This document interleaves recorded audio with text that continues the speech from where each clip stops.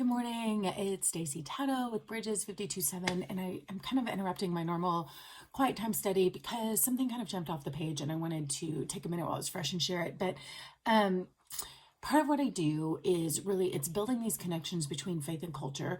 And the reasons are kind of varied, but one of them is evangelistic in nature, right? So that if you are, we're trained in evangelism in terms of like, how do I sit down and share the gospel with somebody? Or how do I answer a question if they ask me? But we're not necessarily trained for how do I use just natural segues in the world around me to call out the things of God, of the kingdom, of someone else's soul. Like, how do we kind of do these things? And I think the movies are like an amazing opportunity to go deeper into conversations with other people, because the movies are not only like what's going on in our culture, but they will resonate with people's hearts in different ways. And they're just really easy opportunities to talk to people about their hearts, about different themes, about Christian stuff, about, all kinds of stuff coming up just from the culture around us. So I love pointing people to that. But the other main reason that I love doing this, and it really might even be the first one, is because this is how so often the Lord speaks to me, is through stories.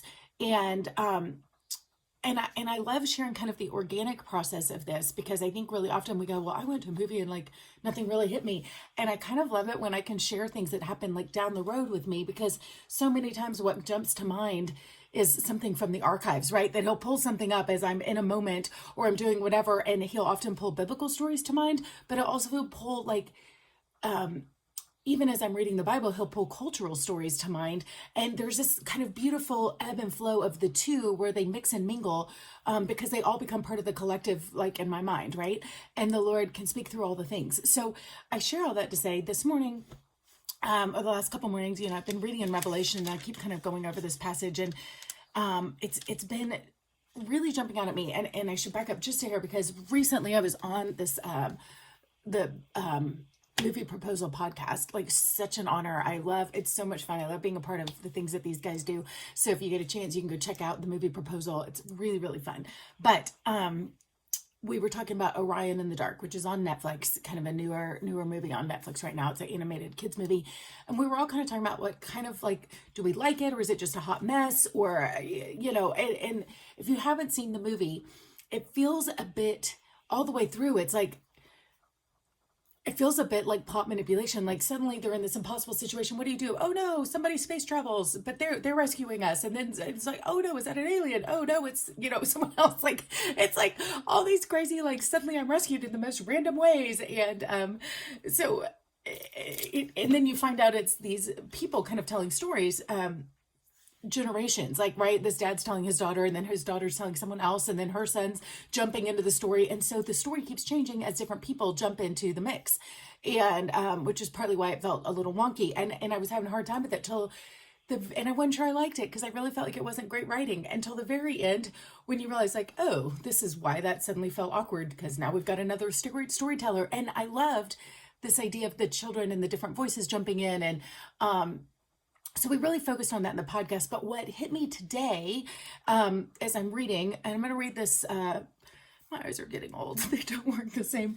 As I'm reading in Revelation 12, and I'm reading out of the Passion Translation, which is so fun if you haven't read that. And actually the one that I have has footnotes, and of all the Bibles I've ever read, it's my favorite footnotes I've ever read in a Bible. They have totally, they've been really great for me and really taken me deeper.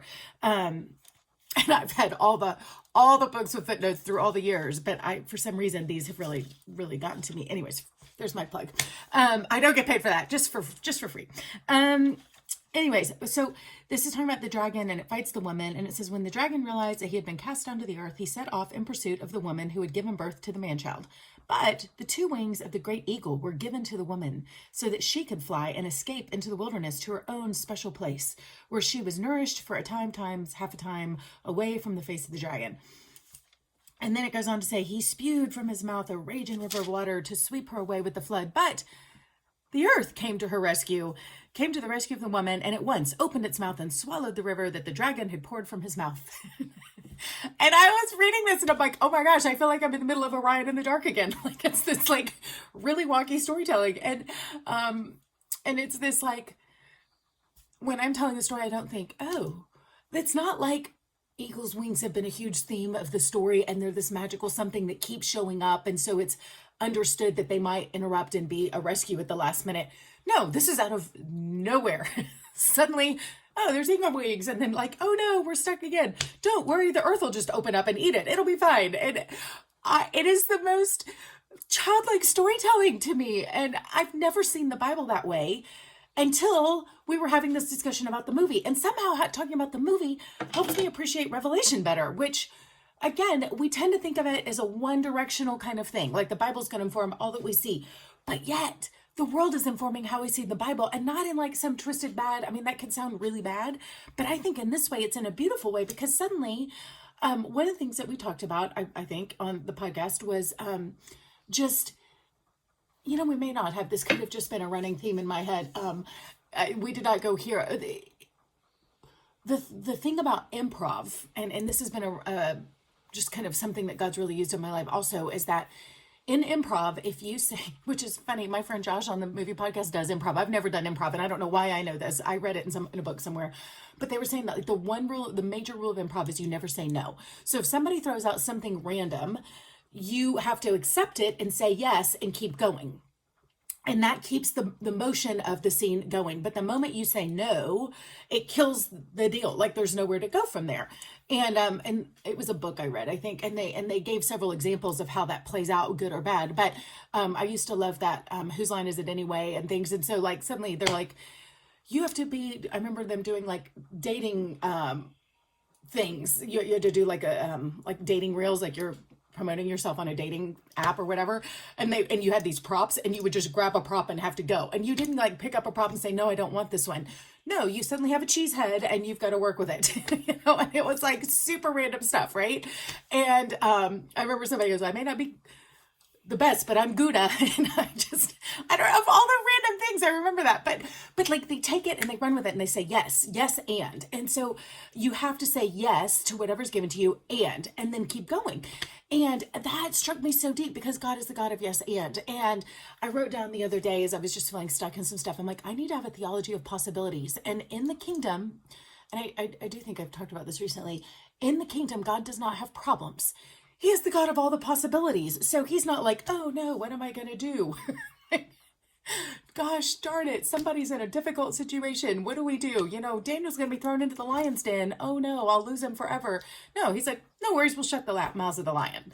No worries, I'll put an angel in there with him. Or they can walk through the fire unharmed. Or, oh no, we want to take that kingdom down. Well, he's like, walk around it. You know, we need to pay our taxes. Sure, go catch a fish. Look for a gold coin.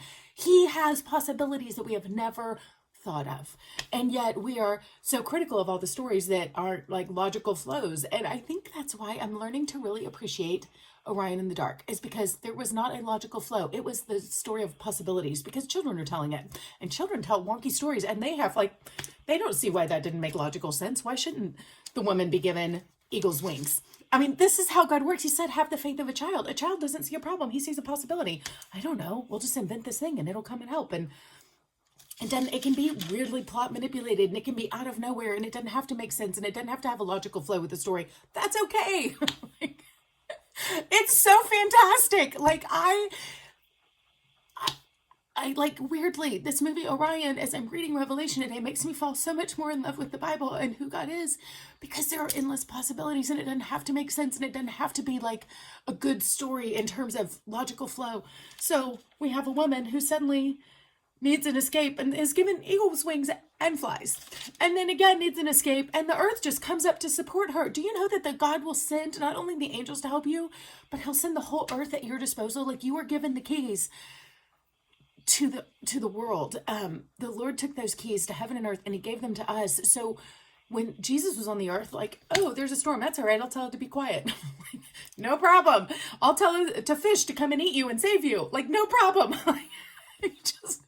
I mean, I don't know why I've never seen the Bible in so much comedy before, but all of a sudden I'm just seeing like how hilariously ridiculous the Bible is, but in the best way. So here, that's all right. He's, what does it say?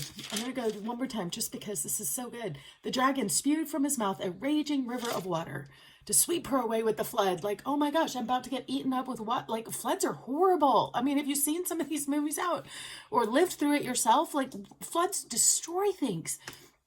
That's all right. The earth comes to the rescue of the woman and at once opened its mouth and swallowed up the river that the dragon had poured from his mouth. So suddenly the earth is like, I'll help you. I got your back. And so we have been given the kingdom, the keys to the kingdom. So when we have problems, we don't have problems. We have possibilities. And I love Graham Cook was the one who really first challenged me to think differently about my problems. He was like, there are no problems in the kingdom.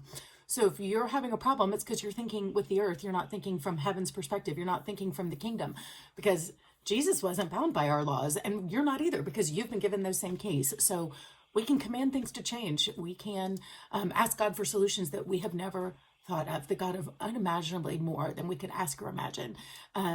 So anyways, this went way longer than I planned on, but gosh, I hope this encourages you in your own situation. But I also hope that maybe it encourages you that as you're reading, to let the Lord like bring his word alive through the things around you that maybe you hadn't noticed before, that all of a sudden, like, there's an integration between your life and your faith that becomes this beautiful kind of symbiotic relationship where things get richer and deeper and speak to each other and like reinforce and echo the themes. So God makes it even clearer what he's showing, because I promise you, I would not have seen Revelation with that same kind of light had it not been for the way he connected the dots with some things in my life that I had recently seen. So I'm not saying you need to go watch television to like, by any means, to make the world come alive. I'm just saying it may be your 2-year-old that helps bring that alive in a new way. But I'm just saying to open your eyes. And hopefully the Lord will just make things like more vibrant as things begin to reinforce and echo and speak back and forth to each other. So, all right, have a good day.